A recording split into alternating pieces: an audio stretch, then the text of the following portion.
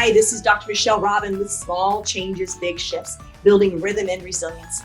And I believe if you'll change one thing a month, one thing for the next 12 months, you'll change your life forever. Thanks for joining me on the journey.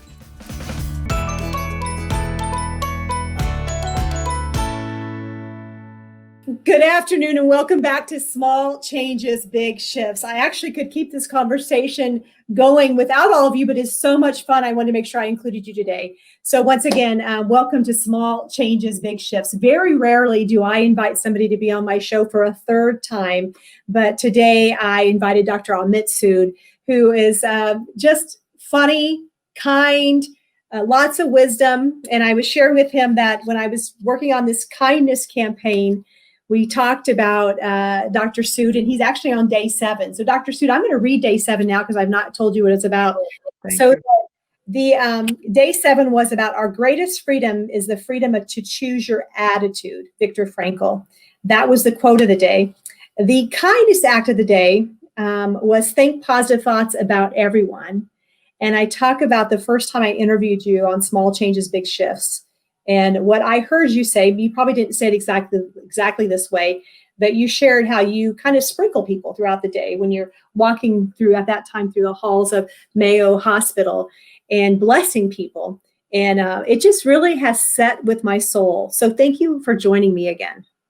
Oh, thanks so much for having me, Michelle. Thank you all for connecting today and investing your precious time. So, my brain is hungry for uplifting emotions every 1.5 to 2 hours, and I start off feeling depleted and fatigued. And one of the strongest source of uplifting emotion is kindness. And kindness experienced, kindness shared. And I think one of the easiest ways to bring kindness to your life is to share it with somebody, because when you share, you create it within you, which then you keep with you.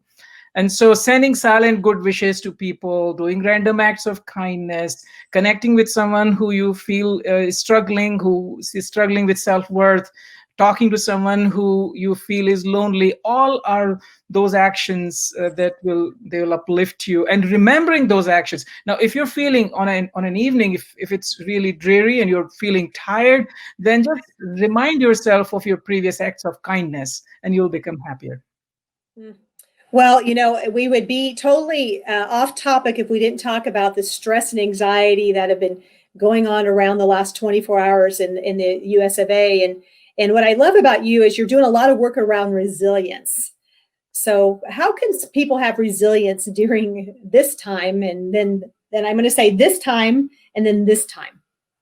Yeah. So the first part of resilience is to recognize and understand these struggles we are having. So just saying that, oh, this doesn't matter or whatever, we'll be through it, is sort of putting cold water on it. I think recognizing, accepting our vulnerability and our challenge and having compassion for ourselves and others is the first and important part of resilience.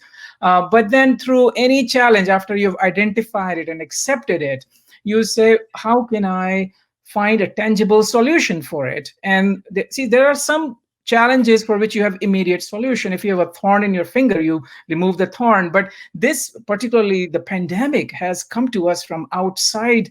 And this is overwhelming anybody. This is excessive loss of control that we're just overwhelmed with. So in that situation, you take care of yourself. So what I am doing is, from a logistical perspective, I'm trying to enhance my well-being. I'm trying to make sure I'm getting good micronutrients. I'm sleeping well. I'm exercising. I'm focusing on relationships, doing something creative. And then the third part is reframing in the sense looking at the long term. We're planning what can we do in 2021. We're planning Thanksgiving, how will we spend that, and Christmas. And so you zoom out a little bit. It's almost like when you're on dental chair getting dental work, you don't want to be zooming in, you want to be zooming out. So that's what we're doing. We're zooming out. We're trying to do the best we can to stay healthy while helping each other and helping ourselves, acknowledging the current challenges. Okay, let me see if I got it. So acknowledge, take action, reframe. Yep, those are the 3 steps to stress management. Identify, eliminate, reframe. Identify the problem, whatever you can do to fix it. But if it is not fixable, then try to think about it differently. Those are the three things you can do in sequence. Well, great. So, hey, so what have you been up to? You're doing a lot with the word resilience. This show's called Small Changes, Big Shifts, Building Rhythm and Resilience. And part of where that came about, because my tagline used to be put the odds in your favor, just like putting your seatbelt on. And I kept hearing the words with the first couple weeks of this COVID experience of, Michelle, you've got to find a rhythm to have some resilience. So tell me what you're doing with the word resilience and what you've been up to. With resilience, so we are focusing on three main areas. One is emotional resilience, two is immune resilience, and three is resilience amongst children. With emotional resilience, we have a online resilient option program, so we are offering it for free to anyone who wishes to use it. So if you go to resilientoption.com, use resilience 100 as the coupon, you can access it for life for free. And we're working with a number of individuals, groups, companies, hospitals, health systems, Fortune 100 companies, government agencies to bring emotional resilience piece for their employees, and training trainers to deliver more of these programs. When it comes to immune resilience, so early in the pandemic, I realized that we really need to find ways to bolster our immune system. And I personally know two families now, very close, related families, who have lost one family member from COVID-19, while everybody else in the family is doing okay. So clearly there is something with the immune system. So we've developed a 8-week program to enhance immune resilience, where you have an intelligent immune system that fights the virus but does not fight you. And the third part is we're working with elementary school students to help them with BFF, which is breathing, focusing, feeling, and that's how helping their resilience and their emotions through what we call Happy Genius, Happy with an I, Happy Genius program. Those are the three things, and along the way we've created a few apps and such, and it has been busy time. I wish this was never needed, but I know this is needed. I know these are tough times, but I think if we can carry ourselves through this and an effective vaccine arrives, then I'm hoping we'll look back at these moments and look at these as moments of strength, not as that of weakness. I want to talk about that word resilience and continue to talk about that and back up and talked about, we like to celebrate, guide, connect, which provide hope on this show. So I'm celebrating you. I'm celebrating you for the conversation that we had about 3 years ago. Maybe I'm looking at the date of that. That was number 6, and we're on episode 200 something today. And so that's the last time we talked. So wow. About 3 years ago, maybe 4 years ago. And we're celebrating you. You've given us some guidance already. We're going to give people more guidance give them some tools of how to get through these fascinating times that we're in. And I want to tell you, I thought we were in fascinating times before. It's just that we've had gasoline thrown on a fire. And we really want to give people tools to connect with you. And you just offered something really wonderful. So here's resilientoption.com. What was the code again? Resilience 100. Resilience 100. We'll put that in the show notes as well for all of you to consider joining that for yourself and for your kids. And then, of course, provide hope. And so thank you for doing that today. I want to talk about your apps. You glossed over those just a second. Zizo and Mood Candy. Talk about your 2 apps. So Zizo, or ZIZO, it comes from an acronym, Zoom In, Zoom Out. So this is a different kind of Zoom. So this is a resilience practice where, and I'm using that a lot in this pandemic. So if my present moment is challenged, I try to zoom out. So if I'm getting dental work, I zoom out and think about what I will do next week. But if I'm getting colonoscopy next Monday, then I zoom in. So I try to place my attention where it is most nurturing. So that is the Zizo practice. So we've created Zizo as a character who can be your personal resilience assistant. And Zizo offers you every insight I have written based on neuroscience and our resilience works. We have about 2,000 insights. So Zizo offers you resilience insights that are actionable. And then you earn some coins, and you can get immune resilience course for free, and a resilient option course for free. It's all free. Zizo is, there's no cost to it. There's nothing hidden, etc. We do not have to collect your emails. None of those things. The other one is Mood Candy. So Mood Candy offers you on-demand uplifting emotions. So Mood Candy asks you, how do you want to feel today? Do you want to feel hopeful or loving or calmer? And based on what you select, it offers you candies of uplifting emotions. And those are, lollipops of meditation. Those are jelly beans of quotes, and then there are insights. So those are bubble gums insights. So those three types of candies, and we'll keep building content there. So those are two apps. Both are free, and they're just to help people.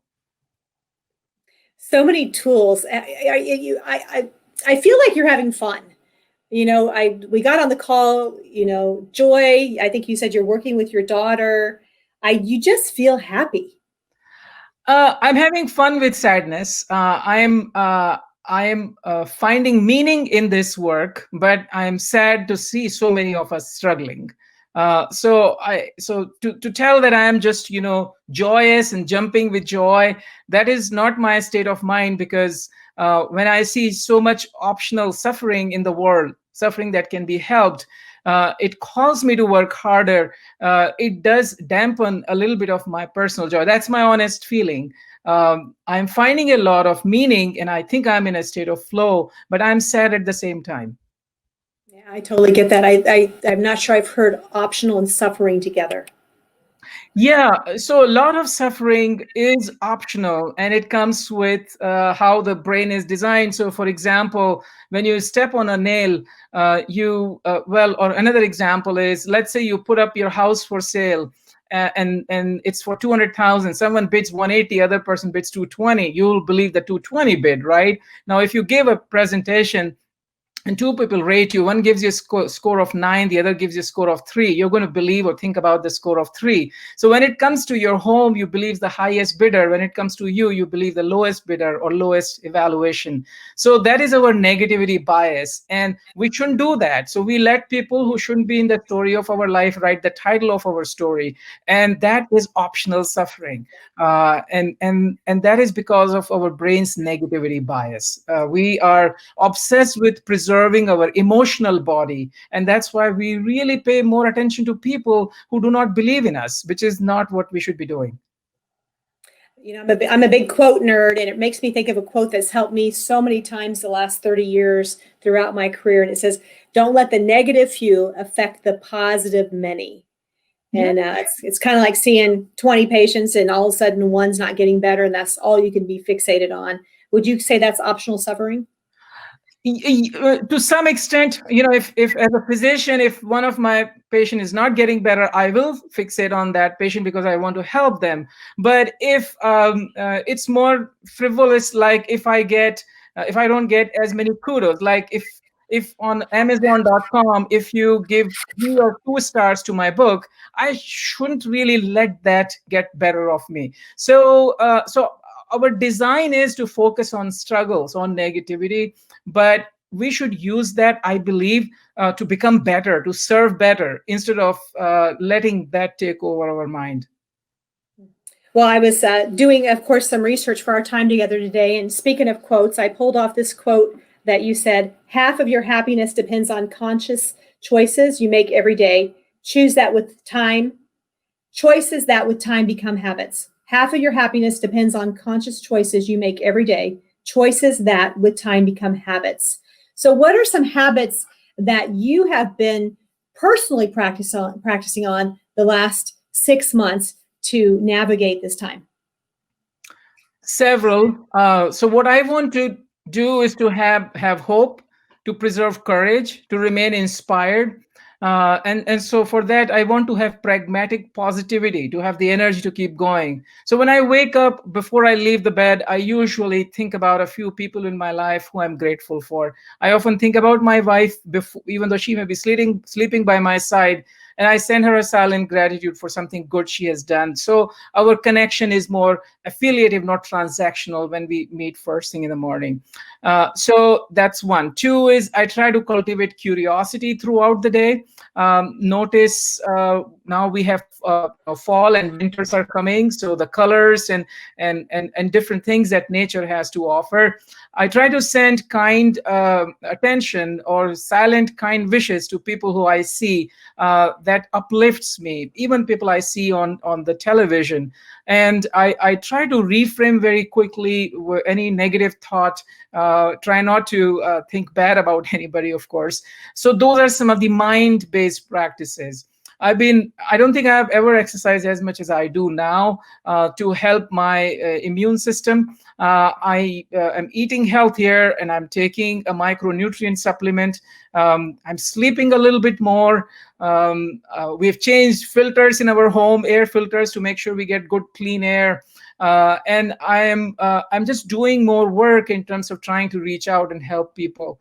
So all that. All that has been helping me. Sometimes I tease simple living, low thinking. I think it's simple living, good thinking. That's what I'm trying to do. Well, it reminds me of another quote, says that life is simple. We just insist on making it complicated.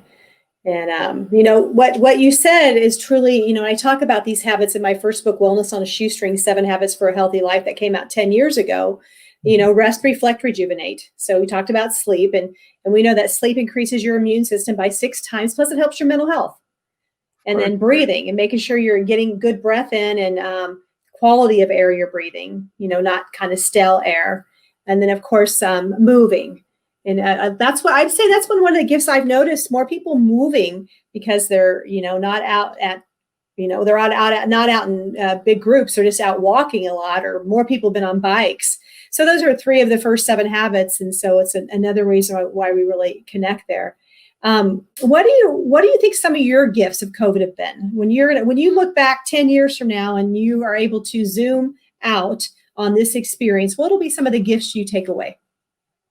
Yeah. So I had an experience. This is pre-COVID, and COVID reminded me again, because mind has a tendency to forget. So our flight took off from Chicago, and when it was midair, the landing gear failed to engage. So the captain, and there were all kinds of sounds coming as the captain was trying to move the wheels. And we didn't know what was happening. And he said, there's a mechanical problem. He didn't tell what, and we have to land the plane. And those 15, 18 minutes, you can imagine, because you don't know what mechanical problem is, and you don't want to be part of a wreckage somewhere and a headline news the next day, right? So it really reminded me of my priorities. That personally, what I realized, and this is not to force anybody, is love and faith is all I could remember. Everything else, all the critiques, all the kudos, the small accomplishments, etc., they were all so far behind in memory.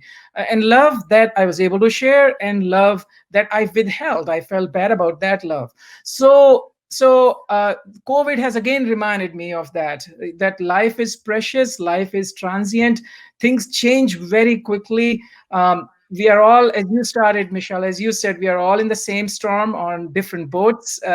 And I think that's a good way of looking at it. So I think prioritizing relationships is what I have learned as the core message. 3 relationships: relationship with others, relationship with self, and relationship with what you consider sacred. I think if we can find ways to integrate these 3 relationships and live them truly, COVID, when we look back, 10 years from now, maybe we will have moved and become a better society because of it. Yeah. Tell me about your daughter, and what would you say she would say? I'm just curious from the different generations, because I have the feeling you have thoughtful conversations. Yeah. So yes, she started off very upset because of this, understandably so. She's 16, she's a 11th grader. She feels like a whole year has been stolen. She's very gregarious, she likes to connect with people, so she's not able to connect. And we have a very unique situation where we have elderly grandparents staying with us, so we just cannot afford to have the virus in our home, because my parents are in their mid 80s and my in-laws are in their late 70s. So we have 4 sets of grandparents with us right now. We've not needed a UN peacekeeping force yet, so we are okay. So she got it, and this has been the most nurturing time for her, because this is so unique that she got to spend so much time with her grandparents. That's one. The other thing is, she got involved with me in some resilience work to bring it to elementary school students. She finds that to be very meaningful. She realized that all this getting ready in the morning, driving to school, and then coming back, that had saved her maybe about an hour or two during the day. So she's grateful for that. She certainly misses friends. So I think that's the key. All in all, she would certainly want this to be over soon, but there is stuff to be grateful for. You know, it's interesting. We are in the middle of this kindness campaign, and we're just a few weeks out from Thanksgiving, and I'm going to let the cat out of the bag. We're working on a gratitude campaign for those of you listening today. I've been hearing you. People have been emailing me and saying, "Can you continue this longer? Not just 31 days. Can we continue longer?" So we're working on something, and you talk about gratitude. I want to back up our conversation, and I want to talk about neural traps.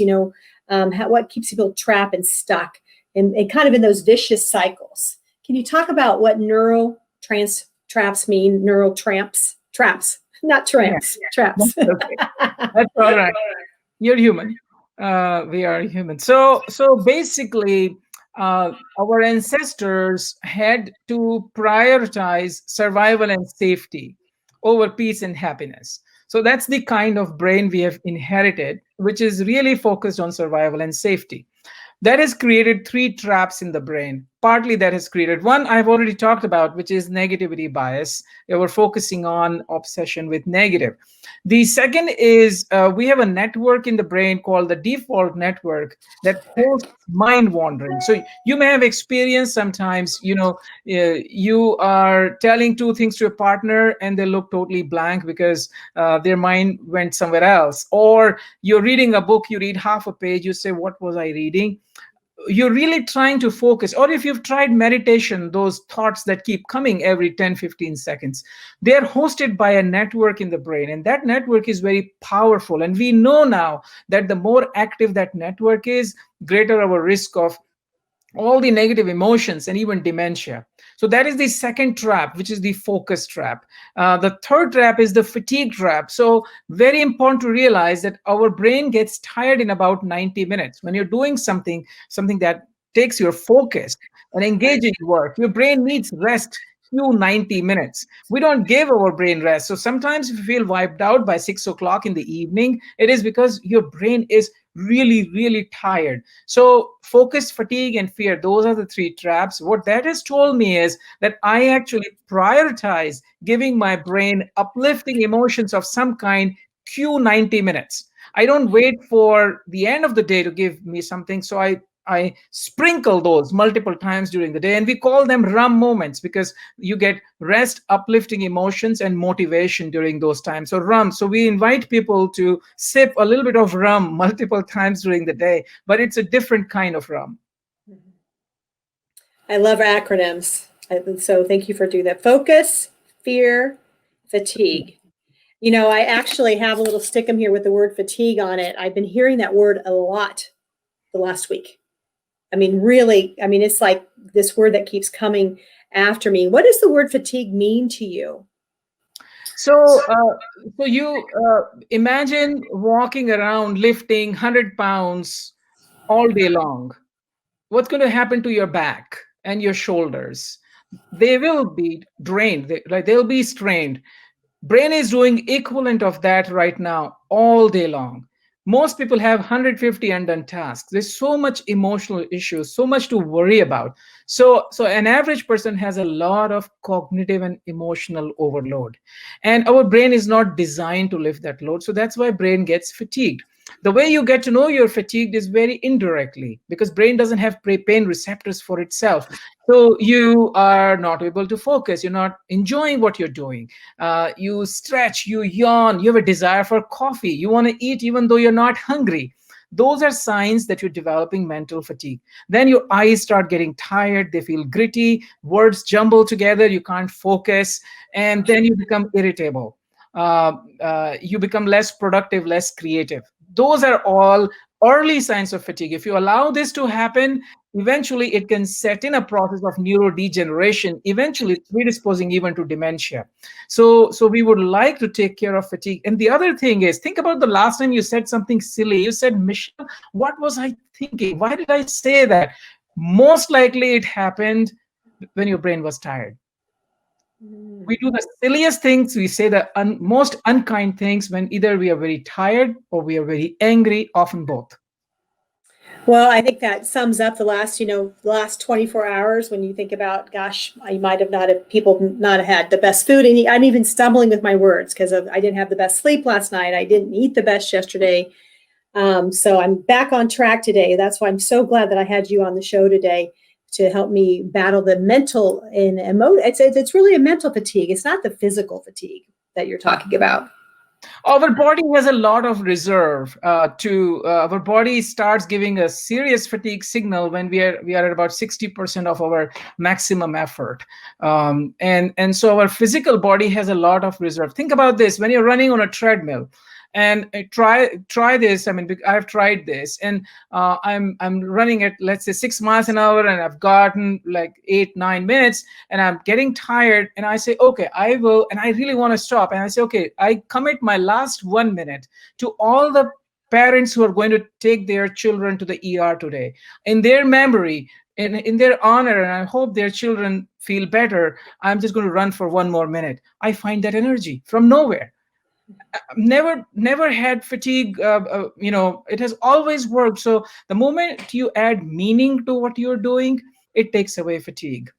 So the challenge I have for you is, if you had a very high cost sports car, $100,000 car, it's sinful, I think, sometimes, but let's say if you have that, what kind of fuel are you going to put into that car? Is it going to be dirty fuel, the lowest possible cost, or will it be the highest quality fuel? And it'll be the highest quality fuel. So your body is like that sports car, and your thoughts, your breath, the air you inhale, the water you drink, and the food you eat, you want to put the best quality fuel in this phenomenally precious sports car that our body is. Well, it is an amazing machine, and we are right on track with that. And I want to give a shout out to one of our new community partners on this show, Community America Credit Union. They do so much more than credit. They do mortgages, they do retirement plans, they do business checking, personal checking.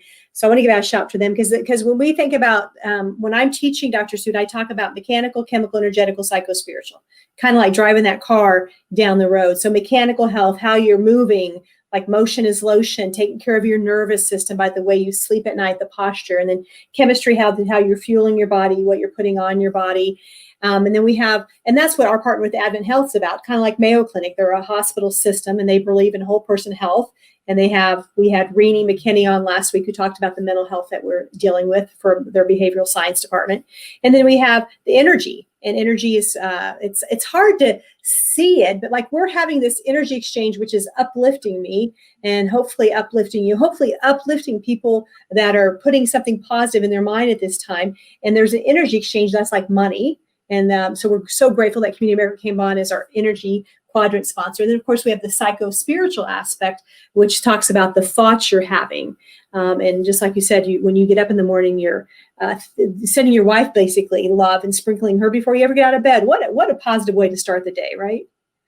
Yeah, I personally feel, and what you're describing is, it sounds like a four wheels of an automobile, mechanical, chemical, energy, and psycho-spiritual. So, and it's an all-wheel drive. All the wheels have to be working fine for it. So, yeah, I realized, so we've been married 27 years, that our connection in the morning, for example, had become very transactional. Kids, food to be packed and who to be dropped at school and who is late, who is, so I don't like transactional connections. They don't uplift me. I like affiliative connections. So where we end up uplifted together. So I said, how do I do that? Then what I realized was the way brain needs to find novelty. Now, if you've been married 15 years, then novelty fades. That's just the way it is. So then how do I find that novelty? And so we have a couple of practices actually in the Resilient Option program. But here I said, okay, what I'm going to do is every morning I'll remind myself something good she has done. And I learned this from a patient of mine. See, the saddest word I've ever heard, I think, are from this gentleman who I saw who said, I divorced the woman I loved. I'd been married with her for 20 years. I forgot how good she is. And I said, I'm not going to let that happen to me. So I need to remind myself every single day and before meeting the person. So then by the time you're meeting the person, it could be your spouse, it could be your child, it could be your parent, it could be grandparent or colleague or neighbor. So you are already feeling good about that person, and that person gets that energy. And then you get into, as they call, upward spiral. You've got good conversation. Versus you mess up the first minute or two in connecting, and then you're busy recovering for the next 15 minutes. That is my takeaway today, is if you are going to have a conversation with somebody via Zoom or in person, to think about some of the positive interactions you've had before. Thank you. So I hope that you just heard that. So I kind of want to just repeat it one more time, is basically you put in good thoughts, good energy into a conversation before you have it. So you go into that already feeling uplifted, which brings more energy into the relationship, which will make it more win-win. Absolutely. And at work, the way we translate this is, I believe one of the best ways to prepare for a meeting is to remind yourself, why are you grateful to the person you're going to meet? 10 seconds investment outside the door. The moment you're knocking at the door, I share this with my physician colleagues. Before you see the patient, just remind yourself, okay, why am I grateful to Miss Smith? And the moment you remember, oh, I'm grateful to her because she trusts me with her care, because she's here beating all the odds, traveling 80 miles just to come and talk to me. That will immediately bring you into the moment. And she will get that. And you will walk away feeling uplifted with affiliative sort of good feeling, energizing. That's a mic drop. That is truly, it's one of the best things I've heard in the last 60 days. It's really just putting that intention. And I use an app on my phone, and everybody's heard me talk about it before. I'm just going to pull it up so I can see it real quick here. It's called the 5-Minute Journal. Have you seen it? Yeah, I have heard of it. I've not used it, but yes. Yeah. People ask me, why do I love that app? First of all, I have horrible penmanship, so I don't have to write in a journal. And that's really good for me because I have a little OCD on that. But I like it because it says, what am I grateful for? And I feel like, for me, I always say I'm a white woman in America. How lucky am I, right? And my friend Barnett Hellsberg, one of my mentors, he says, you were born, you won the sperm lottery, you're in America. So, which is important to remember today. And that's one thing. But I'll think about, what am I grateful for? I can use my hands. My heart's beating. I'm able to walk. I'm able to I have normal bowel movements, all those little body functions, because this is an amazing machine. But the second question it asked Dr. Sood, which I think is even more powerful, and it goes to what you said, it says, what will you do to make today great? And so if I could take that question as, what am I going to do to make this interaction with Dr. Sood great, or with Desiree great, or Emily, that is just a game changer. Absolutely. I think one of the best ways to be happy is to be a source of it. And one of the best ways to be a source of happiness is to find a way to make someone else happier. That's the best way to be happy. Well, I want to just take a moment to recognize we're in a historical day here in the United States of America, and we don't know the outcome of our presidential race right now. But I want you to help us have hope right now, because we talk about celebrate, guide, connect, hope. We know how to find you. Resilient Option, put on the screen here, resilientoption.com. You can go to Resilience, and is it 100 or 1,000? 100. There's no Perfect. space between resilience and 100. Okay, we'll fix that so that people are able to have some resources right now. Please take advantage of these wonderful tools to help you have energy through this next 6 or 8 weeks that we move through what some people are calling a hard time. If we have to go back on lockdown, what kind of tools? I'm thinking about, what am I going to do? You know what? I'm tired of watching Netflix. I'm gonna go back to puzzles. I'm tired of dialing into my phone. So my conversation this week was, what am I going to do different? So I'm challenging all of you to do the same thing there. Give us some hope of how to navigate, no matter who wins tonight or tomorrow. How do we move forward? Yeah, we were, are, and will stay the United States of America. We've had it much worse, and we have overcome it. Different world wars, different civil wars, and so on. We have wonderful role models to remind us, the likes of Martin Luther King Jr., the likes of Harriet Tubman, the likes of Mother Teresa, or Abraham Lincoln, or Helen Keller. So we can look at a lot of role models to remind ourselves how we can remain strong through adversity. And the key is to tend and befriend and come together during these difficult times. And there is no doubt that if we choose to, see, if I'm focusing on my pain and you're focusing on your pain, we stay in our pain. But if you focus on my pain and I focus on your pain, we start healing each other. And in the process of healing each other, we heal ourselves. So I think the key is to find ways, paths to heal each other. So we heal ourselves. We're all equal in this together. And so that's how I'm actually looking at calling 2021 as the year of healing and unity. That's how, so I'll be, creating some ideas, some programs, etc., to help people experience that. In terms of a logistical way, what I'm thinking of doing in the very short term, I'm waiting for the vaccine to come, an effective vaccine. So I'm trying to optimize my physical body so it launches an optimal immune response to the vaccine. So I'm working on my immune resilience.